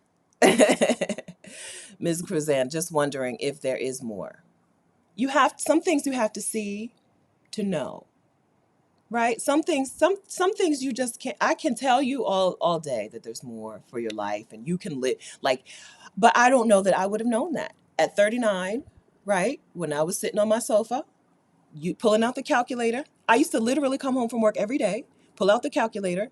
Instead of just writing the number down, I would pull out my calculator and calculate how many of this exact same day do I need to survive before I get to actually live a life at 65 or 60. Really, like I said, it should have been 67. I was calculating the wrong date. But right, that's what I used to do. So I didn't know that there was more. I didn't know. I thought that the things that I had wanted when I was younger, it was too late for, and I didn't know what I wanted now. I think the answer is free time. Free time is what changed things for me. Free time changed my life. Free time changed my life. Free time, and then just watching other people and how they move through the world. Watching go other people. I mean, other people in close proximity, and then other people abroad. Right? How are they living? What pieces of their way do I want to adopt for myself? Right? What pieces of the way they do things do I think, I wish, right? What pieces of their way do I say, nope, I don't want any parts of that. You can have it. Yeah, free time. Free time changed everything for me. I think free time will change everything for everyone. Normalize free time. That normalizes clarity. It normalizes future things, normalizes dreams. So I did a video just a while ago on 3 fears that keep us from moving abroad that are really the reasons to move abroad. Okay. So Designs by Kim is asking, is there some group health insurance that y'all subscribe to? I'm not the person who can give you good info on health insurance because I'm not doing it right. I'm not doing things the way I would advise you to. Okay. For me, for health insurance, I just go to other countries where as soon as I enter the door as a tourist, I have access to some health care. Some of these countries, as soon as you enter the door, you have access to some form of health care, some basic health. Some countries have universal health care, right? I'm heading to Costa Rica next month. Universal health care in Costa Rica, right? So and then I pay out of pocket. Most places that I have been, I could afford to just pay if something goes wrong. If I need to see a doctor, I can just pay, right? We're not talking about US prices, right? In the Philippines, I went to a hospital. I got treated for leishmaniasis, which is a skin disease from some bugs that bit me on the beach. I got some drugs, all of that, $40 bill. My bill was $40. So I just pay for things out of pocket. And then I have a travel medical insurance from Alliance that covers me for catastrophe. When I'm in the US, which I'm in right now, I'm in Delaware right now, I am basically out here just willy-nilly. I'm a veteran. I have VA coverage, but it's not the best. And so my health care situation is much better when I'm out of the US than when I'm in the US. I don't pay for insurance in the US. I am just using my veteran stuff and then praying. Prayer and don't leave the house. When I come to the US, I just don't leave the house. Uh, but when I'm abroad, paying out of pocket for things is surprisingly simple and easy and cost effective. But then watch that video, okay? It's called 3 Fears. It's a video where I had some technical difficulties. So you'll start on one video, you'll have to continue on the second video, part 2, to get the whole answer. But healthcare is actually a reason to leave this country. We're doing it wrong. It's wrong here, right? It's expensive, it's complicated, it's tied to work. Healthcare being tied to you having a job, very American. Other places don't do that. You don't need a job to have access to health care. You have access to health care because you're a resident or a citizen of that place. Jobs come and go. Then people are free to change jobs, leave jobs that don't work for them. Here, we're bound to stay in jobs that we hate or jobs that are toxic because of health care, because our health insurance is tied to it. In some of these other places, your health insurance is not tied to your work. They're two different things. Watch that video. Seriously, it's called 3 Fears three fears. I don't know. Something about three fears. Seriously. If you put in three fears health insurance, you'll see that information. And then once you get residency in another country, you have access to their healthcare. Lots of countries have some sort of healthcare for all residents. And then you buy your private insurance. I'm telling you what's in the video, but it really is helpful to watch the video.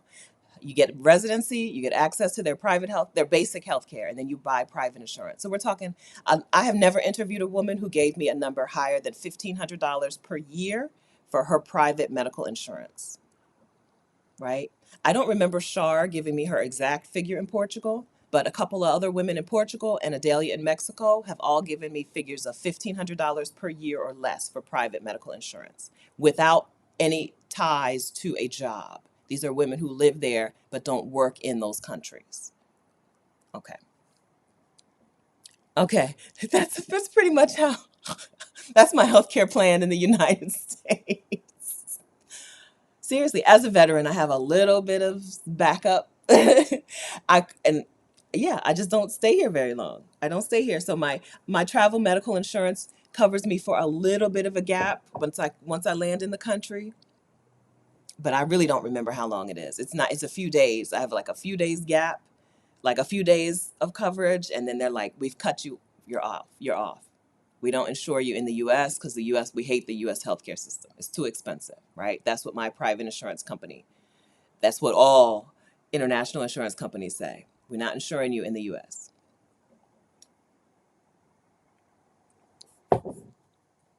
All right. So we talked about the 5 things that I think are running Black women's lives.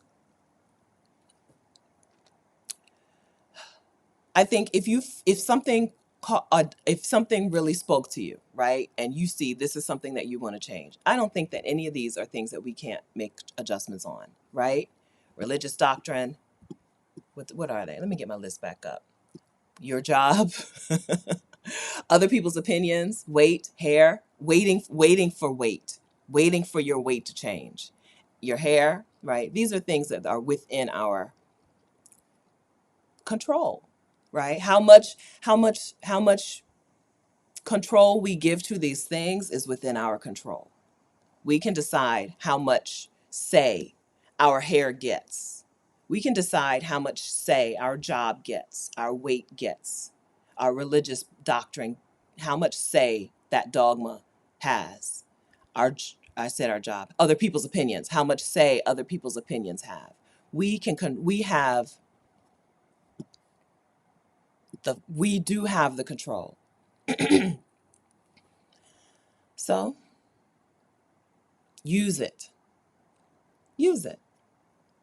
All right. I feel like I did what I came to do. Did we do what we came to do today? Anybody have any feelings about the list of 5? Anybody have any overall feelings about this list?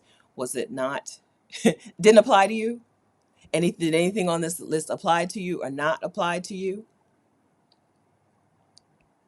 I hope that none of these apply to you. I hope that you're a Black woman who is like, these things don't control me anymore. I hope so. I hope so. I think, like I said, I've dropped the weight thing. I've dropped the waiting to hit a certain weight.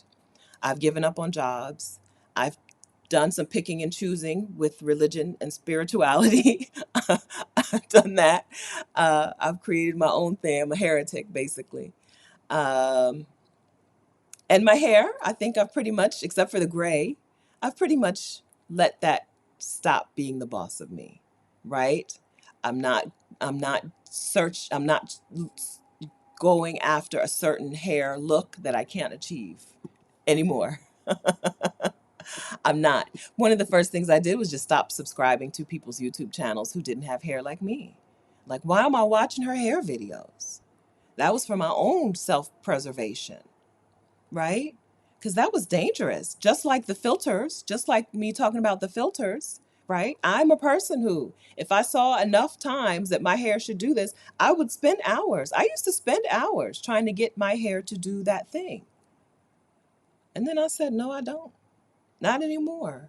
My hair does this. So I let my hair do this. But that was probably That was a multi-step process. That was a multi-step process. And like I said, I'm still working on the gray, right? Or not, I'll say I need to work on not letting the gray or my desire to cover the gray run my life. I don't think it doesn't have the pull that some of the other things would have. Like the weight. I don't want to do things until I hit a certain weight. I don't want to do things until I lose X number of pounds. I don't think gray hair is running my life to that extent, but I want to make sure I don't get there, right? I want to make sure. And if I do, I'm going to have to make some changes. I'm going to have to learn, learn to let it go. Uh, yeah, right? We are in control of what we take in. We have to gain control of what we take in. We underestimate. We all do. I don't think it is any surprising statement. We underestimate the impact that this stuff has on us. But that's messaging, and it just plays over and over in your brain. Your brain is doing a lot of work for you that you don't realize. And so you can program yourself to not like yourself, right? Just by watching people do some things like watching hair videos from people who don't have your type of hair can make you hate your type of hair. I believe that. I know that, right? Right? Just like I said, seeing myself with filters could make me really not like what I look like. I don't want those things. So I need to be very careful about what I take in, which is why I watch the Golden Girls. I just watch the Golden Girls. Have you seen this? Have you seen that? No, probably not. Was she on the Golden Girls? If not, I probably haven't seen it. We have to be careful about what we take in, um, because that stuff just starts running over and over in our brains, just replaying over and over. Your hair should look like this. Your nose should look like this, right? I intentionally didn't get too involved in makeup when makeup YouTube skyrocketed, took off. I intentionally didn't get involved in makeup because everybody was uh, doing the nose. Every single person had such an exaggerated nose contour. Like, child, why? It's your nose. Who said this is the only acceptable nose in the world and all other noses should be trying to emulate that one nose? So I never got it. That was the only reason I never got into makeup because as you know, like lately I've been doing eyeshadow, right? And it's why I don't do a full face. I don't do makeup on this part of my face because I don't want to contour it because I don't want to start doing that thing. I do this. I wear makeup in these right? I don't put makeup. I don't do a full face of makeup. I don't do it because I don't want to fall into that trap. Because that nose contour thing ruins some opinions of people, right? Ruins some people's opinions and of themselves, right? And then they had to go out and permanently change it. A nose you were perfectly fine with 2 years ago, now you hate because of makeup YouTube. So I stayed away. I stayed away, right? I got this nose. And I don't contour it. I don't do it, right? I don't do it because I am unrecognizable. If you if you did a like if there was an app that switched out noses, I feel like I am unrecognizable. I think that this is the thing that makes me me, makes my face. And without it, I am unrecognizable. I struggle to recognize people when they have nose jobs, right? so so yes, I don't mind unsubscribing from somebody who doesn't doesn't look like me, right? If you don't have hair like me, I'm not going to watch your YouTube hair videos. If your face doesn't look like me and you don't and you if your face looks like mine, but then you do a lot of work to make it not look like mine, I'm not going to watch your makeup videos. I'm not going to watch your makeup videos. right? Because I don't want to program my brain to think that I'm wrong. I'm the one who's wrong. No, indeed. I know I'm cute. I don't want it. I don't want it. Okay, so this is what we've done, and I asked you to tell me how I did. Let's see. Yes, freedom. Yes, that's what we want. We want to get free. We want freedom. That's right. Yeah, it's deeper than your nose. Well, Auntie Trey says it's so much deeper than your nose. It's not, it's you not liking yourself.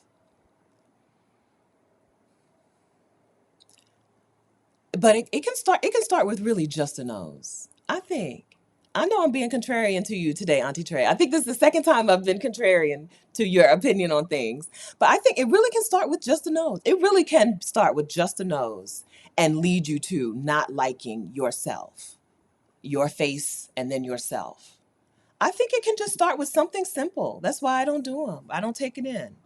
I really do. That's what the natural hair community did. That's what those natural hair YouTubers did, right? Instead of saying this is a community where we talk about where we enjoy different hair textures, it became a this is a community where we try to emulate one particular hair texture, which is acceptable, right? All the others need to spend hours of their time trying to emulate this other hair texture. And it made people who went natural because they really liked their hair or they wanted to see what they had. Like I was probably 30 before I even knew what I had under here, right? It really they it really made them just not like their hair and then judge themselves for it. It can start with something really superficial, really basic.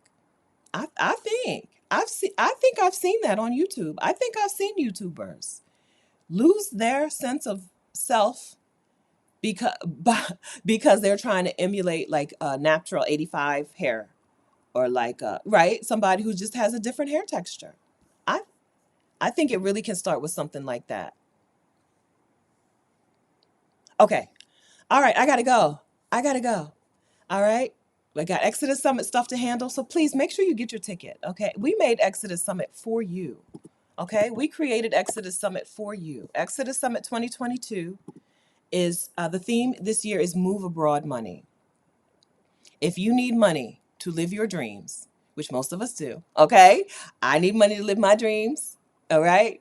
If you need money to live your dreams, the sessions at Exodus Summit are designed to get you there, okay? Designed to teach you how to make money from these various ways, various sources.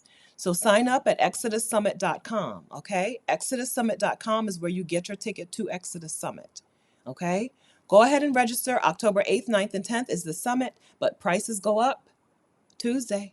September 12th, which is Monday, is the last day for prices as you see them. Okay, prices go up Tuesday, so go ahead and get your ticket today. Okay, I gotta go. I gotta work. Rashida's making me work. Okay, but I'll see y'all again soon. Thank you for coming and sharing and giving and being so helpful and wonderful with each other. I appreciate you as always. I am not lying. I'm not joking when I say this is the best community on the internet. I'm so glad that you were here today. See you again soon. Bye.